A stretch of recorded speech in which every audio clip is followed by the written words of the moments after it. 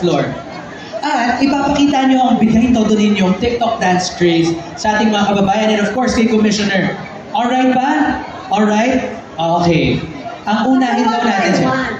Dito daw tayo. Dito daw. Ikaw. Ate, dito ka sa harap. Sa gitna po tayo.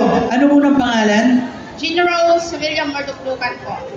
Alright, Jean Rose. Okay. Ready ka na ibigay ng todo, bigay mong There She Goes, Dance Craze? Okay.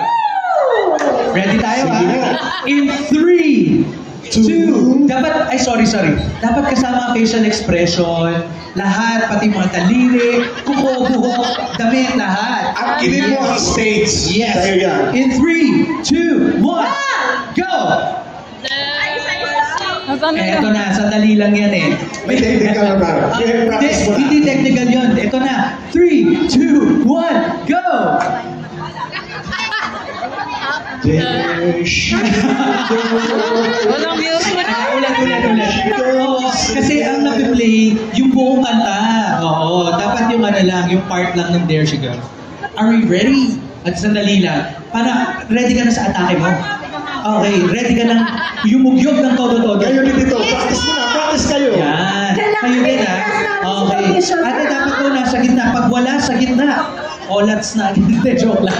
Okay. Okay. Tingnan natin kung ready na. Hindi pa. Okay, interviewin na muna natin sila. Nagawa mo na ba yung dance craze? Kantahan na lang natin. Sige.